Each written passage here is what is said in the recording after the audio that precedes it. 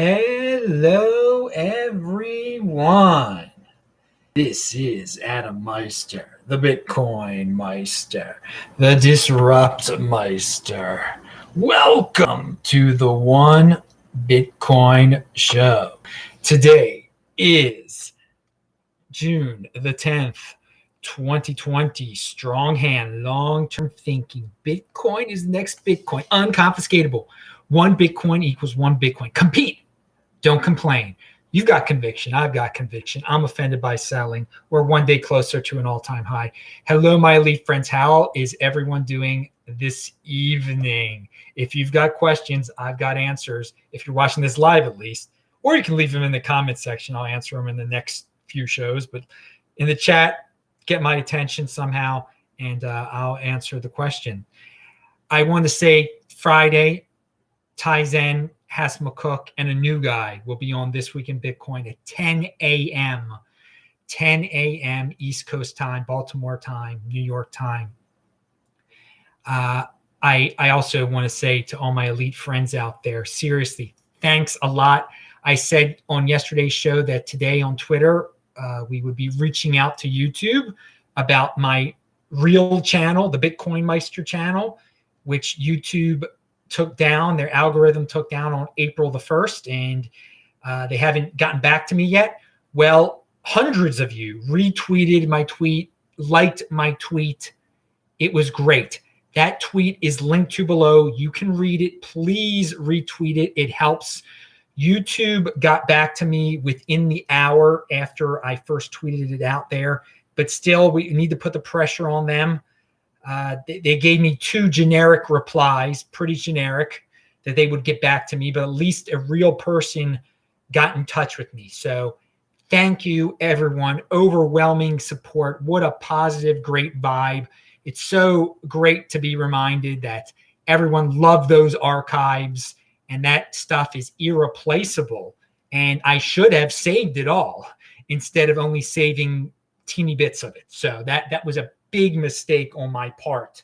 I know the game over here on YouTube. They can do what they want to do, and they're pretty arbitrary, and they leave things up to algorithms. And I did not save my stuff, so now we're in this position here. I'm in this position here. But hey, I got conviction. You're still getting a new show here every day, and people asked how they can help. You can retweet it. That's the one thing you can do, and we shall see. We shall see. But they did get back to me within the hour. And that's after 2.5 months of not getting back to me at all, not having a human talk to me. So good job. We'll see how this progresses. And the lesson is, save your work, or it's not your work. That's it. And yeah, that's life. Yeah. All right. So let's talk about politics here for a second, because there are those political people that want to regulate the heck out of these social media companies, and I'm not into that.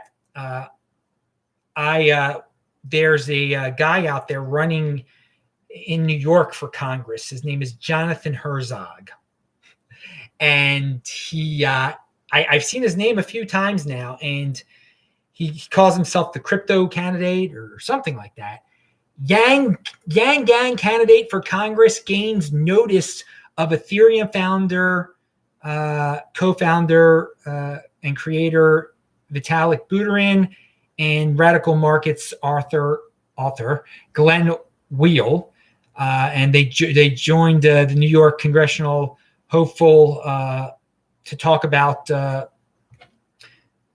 upending the system. Okay, so Glenn Wheel, or however you pronounce his name, and Vitalik, Vitalik's definitely an Ethereum guy. Now, these dudes, I do not agree with them on private property at all. They're radicals when it comes to private property. Vitalik and Glenn, well, they like this dude. Okay, they like this dude. So I have serious questions about this guy and his what he thinks of private property. And he was a Yang Ganger, so he has a very liberal take on many issues and social safety nets and all of that nonsense. Now, I bring it up though because the more guys that, they might have their liberal policies and everything and things that do not appear to go with Bitcoin. But again, in Bitcoin, you can wear a mask, you can be a bootlicker. if you can't get kicked out of Bitcoin. That's the thing. So there's all sorts in Bitcoin. So I realize that, and I understand that even if I disagree with some of these political candidates that are bringing up Bitcoin and cryptocurrency, that it's free advertising for Bitcoin. Okay, it's getting they're using it as a gimmick. I'm sure the guy's using it partially as a gimmick. I'm sure he's interested in it, but he's got to stand out from the crowd. But by using it as a gimmick, it's getting the word out to the 80%ers, to the voting class, and to some people who seriously might consider buying Bitcoin. And so I'm not a big, I don't want, if you're my friend, don't waste your time on politics, please. It's such a waste of time. Now, I bring it up because they're bringing up what I like a lot, and that is, I was going to say what I love. I do love it. What I love to talk about, and that's Bitcoin. And and I love marketing also, and they're giving Bitcoin free marketing. So, and cryptocurrency, whatever. Maybe the guy doesn't even like Bitcoin that much. I don't know. If Vitalik likes him, who knows? But here it says, his campaign literature refers to him as the new crypto candidate. Okay, I said that. Specifically, Herzog wants to piggyback off of Wyoming's crypto-friendly laws, as well as the Token Taxonomy Act, now languishing in Congress, to create national legislation that clarifies the regulatory status of digital assets. Also, if there actually are like a couple people that end up in Congress that actually understand this stuff, that wouldn't hurt either. And to make it easier for Bitcoin to flow all over the United States, that would be great also. I'm not holding my breath on that. For now, I'm just happy these dudes, I'm just considering it a free marketing for Bitcoin. So you're probably going to hear more about this Herzog guy, but somehow he befriended Glenn Whale and Vitalik. Now, and he's running in New York. He's going to lose. It's just one of those big name incumbent Democrats. He's a Democrat. Now, I don't know. This guy, a few of you may remember. First of all, pound that freaking like button. I'll get to your questions in a second. I see people over there. A few of you may remember when I was in Australia, in Adelaide. It must have been in November. I assume it was in November. I was interviewed by a Monero guy, a big fan of Monero. And he had some of it on his channel. I had some of it on my channel. There was a bad connection. Anyway, Monero guy his real name is Douglas Tuman. And Douglas Tuman, Monero guy, a privacy-oriented dude, is running for freaking Congress. Monero is freaking running for, not in the same district as Herzog. There's a lot of districts in New York, apparently. But I think he's in the 4th district, and Herzog's in the 10th district. Not that I know the difference between the two districts, but yeah, more free, more politics and cryptocurrency there. We probably will have Monero guy back on the show, because I find it fascinating that someone who's in the Monero is getting into politics, into mainstream. You would think Monero people would want to stay anonymous. So very interesting. I linked to Douglas Tuman's campaign page below if you want to check that out. So Monero for Congress. What's that mean? Imagine if a Monero fan got into Congress. How far away are we from that? We're probably darn far away from that, but you never know. Pound that like button. So yeah, and the country is better off. That instead of people promoting, candidates talking about rioting and stuff, talking about completely lawlessness. Some people bringing some normality and mathematics to the system, rather than talking about cryptocurrency than communism and stuff. Although the first guy, he had some social programs that. All right, now remember, if you want to support the show, just retweet what I said. The retweet below, or all right. Oh yes, and Lance Robinson in the chat.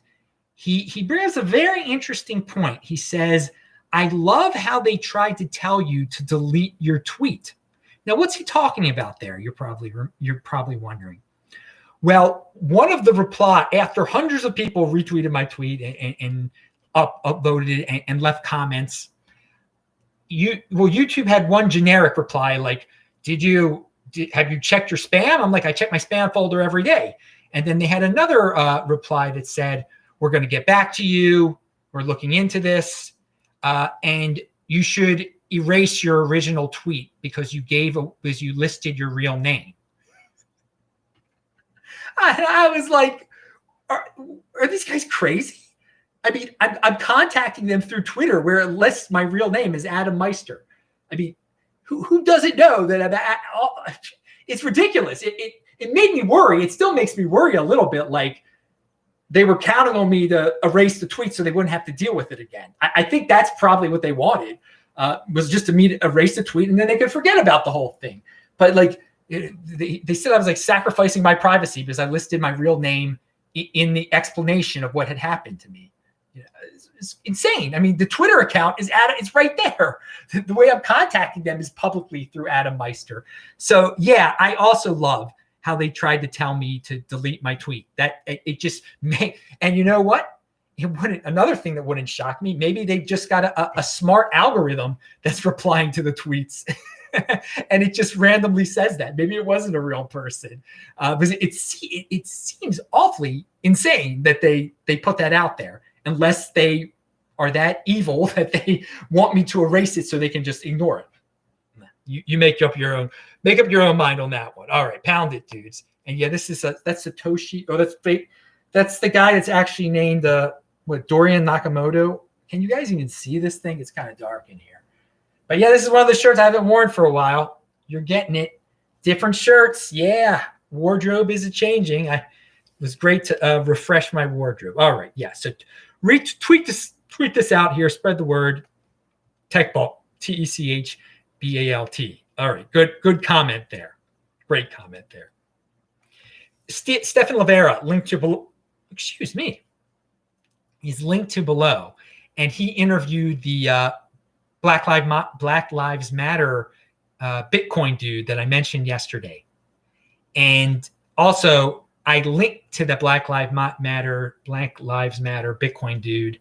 His Twitter feed is linked to below, so you can further investigate the guy. But Stephen Livera gave him a whole interview there, so whatever. The guy got some notoriety out of the whole thing. He really does love Bitcoin, so that's cool. All right, I need a site where I can just check out the 365-day moving average for Bitcoin. I know we reached an all-time high in 365-day moving average for Bitcoin. It was 9,531. And since that day, we've been above that number for quite some time. So doing a little back of the napkin math, I'm pretty sure we are basically every day or a few more days after we set that all-time high, we've set more all-time highs in the 365-day moving average for Bitcoin. And I just wish there was a site that just had a chart of it. And I can't find a site that has a chart of it. I didn't look that much, but I was using some sites to calculate it, and then it wasn't coming out as 9,531. And then I was just like, well, I'll just talk about it on the show because it's good. It's bullish. It's great. And keep, for all you fiat freaks, that's real cool. Patience. So you think it's boring, but it's boring to the upside of that number, though. All right. Now, Coinbase, not speaking of Bitcoin. Oh my, I was shocked by this one. Well, not shocked, but I wanted to vomit when I read the name of the coins. Like, oh yeah, I'll read off these names here to make myself vomit on camera. This is from Coinbase's blog. Coinbase is exploring the addition of 18 new digital assets. Some are live, some are not. We will evaluate each against our digital asset framework. It's our goal to offer support for all assets that meet our standards and are compliant with local law. So, okay, I mean, they put it out there a million times. The site is for gamblers. It's not for Bitcoiners. It is for altcoin speculators. It is for 80%ers. It's for people that want to have the next Bitcoin. It's for penny stockers. it is what it is. And they keep going down that rabbit hole. And hey, they're a business and they're betting on gamblers. And to tell you the truth, there are a lot of people gambling these days, it seems like. Since a lot of casinos around the country are closed, they're gambling this way. Hey, if I don't care if Coinbase is successful with their altcoin gambling. It is crazy that like less than 4 years ago, it was only Bitcoin. And everyone was wondering, when are they going to add Litecoin? Many of you probably don't remember this. It was a huge thing. When will they add Litecoin? When will they add Litecoin? There's only Bitcoin. It's only Bitcoin. Now it is the complete opposite. I never thought it would get to this point. Back then, you could not imagine. And you should see the thread. I also linked to the Twitter thread where I believe I linked to the Twitter thread where they mentioned this expansion. And everyone and their mother is pumping their altcoin in this thread. Coinbase must love it. Coinbase has people begging them to list their altcoins. So, I mean, they're in a power position here. And you can just see, no matter what I say, no matter what what logical people say, that Bitcoin is the next Bitcoin, that it's the rock, that we've seen so many altcoin flavor of the months come and go. They're still impulsive and they're still going to do this. Coinbase's goal is to offer support for all assets that meet our technical standard and which comply with applicable laws. Over time, we expect our customers around the world will have access through Coinbase platforms to at least 90% of the aggregate market cap of all digital assets in circulation. Now, of course, Bitcoin makes up a big hunk of that, but still, we're talking a lot of altcoins they're aiming to have. And here's the 4th tier altcoin list that just got everybody happy.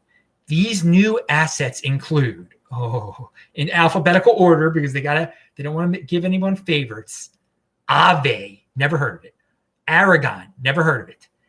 Arweave, never heard of it. Bancor, heard of that. Comp, Digibyte, obviously heard of that one. That's probably a 3rd tier one.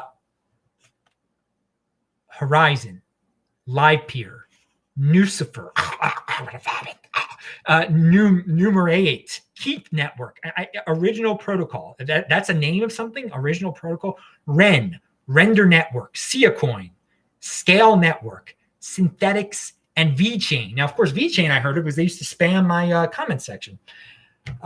So good luck to Coinbase. This makes up a huge part of the cryptocurrency world. All of that nonsense that I just vomited out, and it's only going to get bigger once the newbies come in. Remember the last time Bitcoin went to the moon? All altcoins were going wild, and everybody thought they were an expert because their 5th tier altcoin pumped and they were valuing their wealth in dollars. And lo and behold, it ended up going down 90%, and they have nothing because they should have turned to the Bitcoin. They shouldn't have even gotten into that stuff in the first place. All right, pound that like button. Let's go back to the. But all right, you can hate on Coinbase. That's their business model. They made it pretty clear. So just ignore them. Don't deal with them. If you don't like altcoins, don't deal with Coinbase. If you like altcoins, you probably should deal with Coinbase because looks like it's a great place to get altcoins. That's what they're into over there.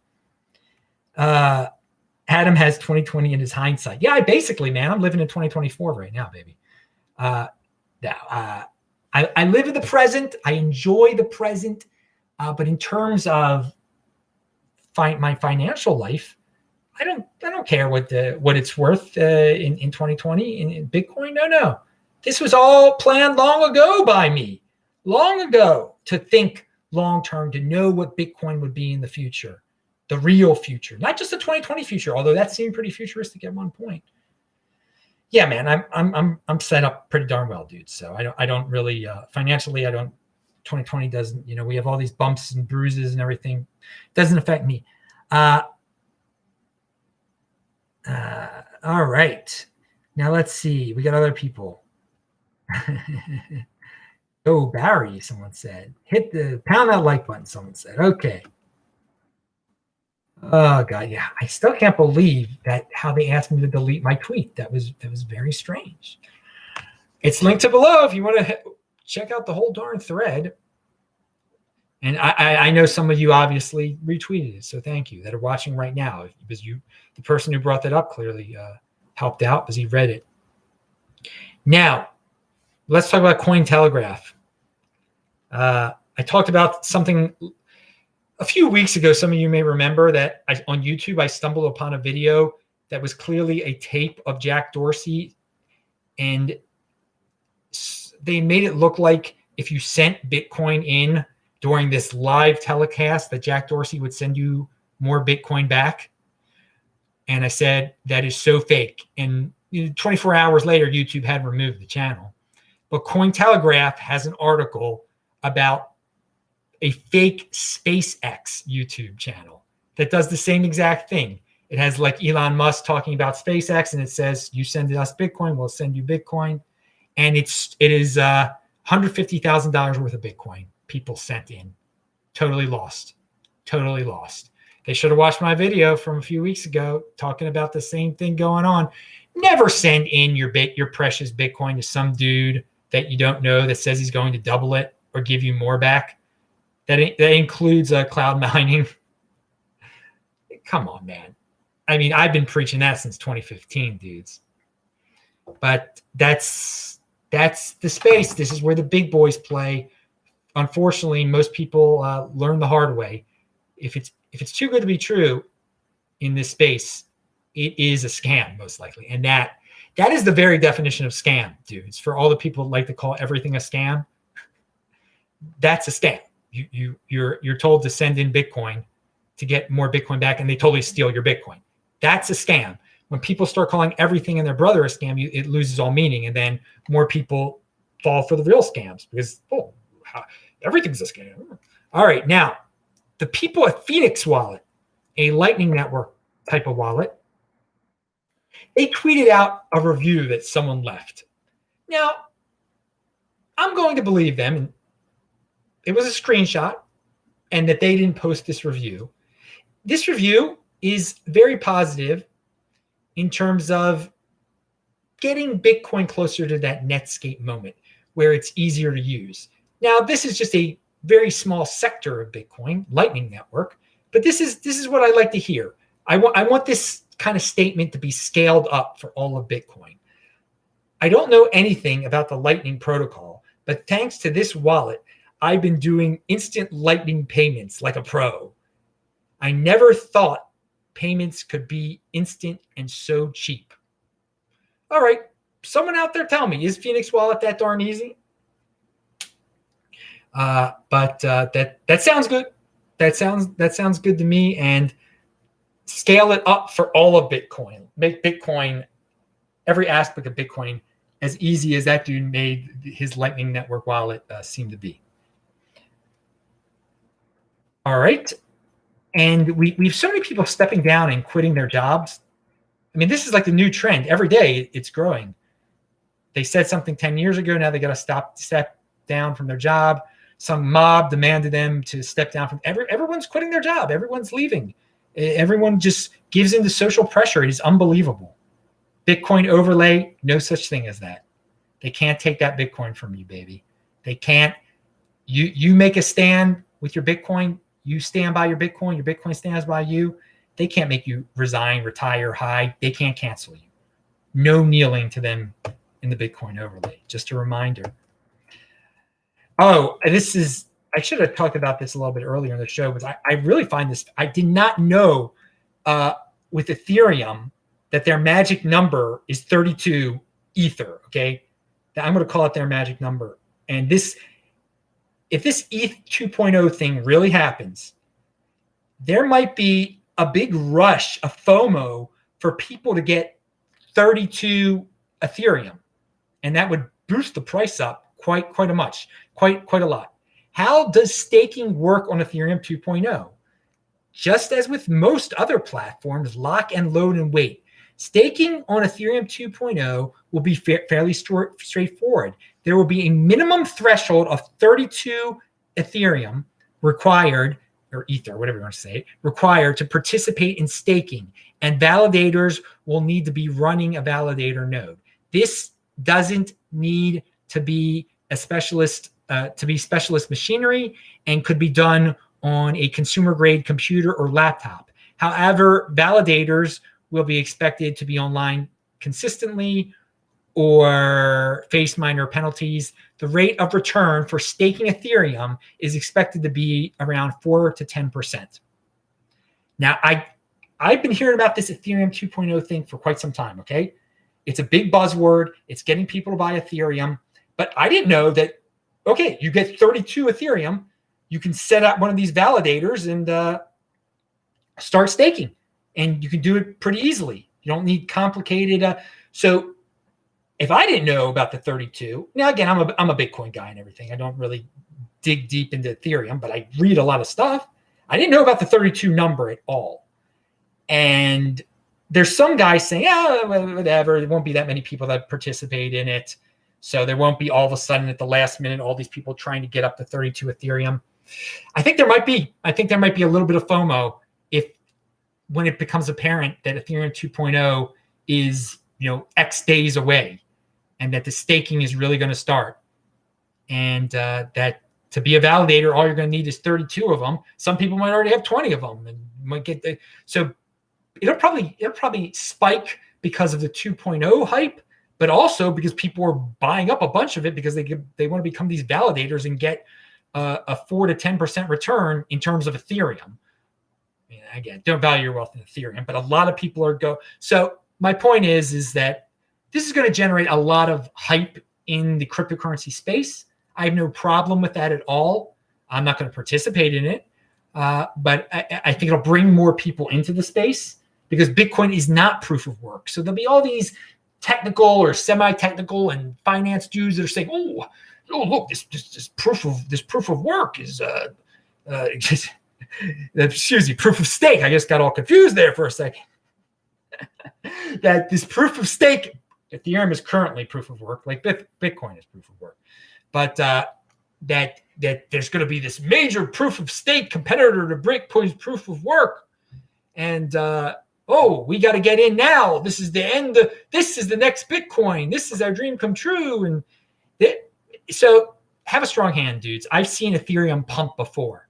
I've seen people talk about that flipping before. So if they pull this 2.0 thing off, okay, it's going to trigger a lot of marketing just around the hype around 2.0, but also around people trying to get 32 of them to have a stake. All right. Validator. We shall see. I think there was one point in time I said, I don't think Ethereum will ever be 10% of a Bitcoin again. It got up that high. I never say never. Never say never. There's ebb and flow to the altcoin madness, okay? And in 2017, Ethereum went pretty darn wild. And the DeFi thing, if that's bigger than the ICO thing, combine all these things into one, yeah, maybe one Ethereum will be worth 10% of a Bitcoin. It doesn't matter to me. I value my wealth in Bitcoin. Just want to get you guys ready for some 2021 madness. As the dude said, I'm not living in 2020. All right, dudes. Floyd Mayweather is in the chat here. He's a boxer. Strong hand, he says. Good. Oh man, I don't think that's the real Floyd Mayweather, but dude, I like your screen name. Adam, what did you think about removing the monuments in the US? It said this is happening, kind of like similar to removing people's hard work from the internet. Well, yeah, there are a lot of people that are going crazy now over they want to remove Confederate monuments. And I remember when I used to run by Johns Hopkins in Charles Village in Baltimore, I always noticed there was a Confederate monument there, and no one paid any attention to it. No one cared about the darn thing. Okay. And then when someone pointed it out, everybody went crazy and it had to be torn down. I don't think this should be a priority. People are using it as a distraction. I care about, real people, not statues that people don't even know exist. So it's just a lot of hype around it. They're not hurting anyone, and there are people actually killing. There's so much crime in some of these inner cities, and it's a distraction when they all of a sudden discover that there was a Confederate monument in Baltimore. This will get rid of our problems. It didn't get rid of people's problems at all. They got rid of some of the Confederate monuments in Baltimore a few years ago now, and it didn't solve. Baltimore's as bad as it ever was. The murders are as bad as they ever were. So, in a world where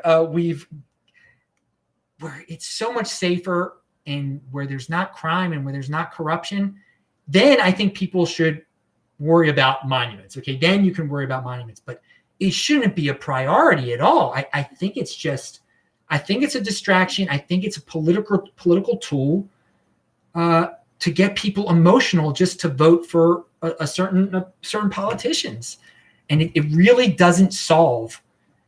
They're saying there's systemic problems. These are things that were built in like 1900 and 1898, and everyone's forgotten about. I mean, how often, here's something. A lot of people in the inner cities talk about food deserts. They're like, there are no food stores here. They have to bring the food stores to us. Okay, they have to bring the food stores to us. We need government programs bringing food to us. But in fact, people could just travel by public transit pretty easily out of their food deserts. So the amazing thing is these monuments aren't even near these people, yet they're willing to have those torn down. Do they travel to them? I mean, it's not in their realm even. I mean, when do they see them? What's the thing? So I don't know. There's bigger things to worry about there. All right. That's that. We had a little bit of Beyond Bitcoin comments there. All right. And JC is talking about monuments. When I was in South Africa, I remember in 2015, they were tearing down some monument in Cape Town. All right. Yeah. And JC makes a good point. People should add monuments. People should add monuments. In those inner city neighborhoods, and maybe some people should privately fund monuments to their heroes. I mean, right now they're vandalizing it on public property and stuff, and private property that isn't theirs. All right, that's it. I'm Adam Meister, the Bitcoin Meister. Be back hopefully tomorrow afternoon. Pound that like button, retweet that stuff below. You got a little bonus there at the end. See ya. Thanks.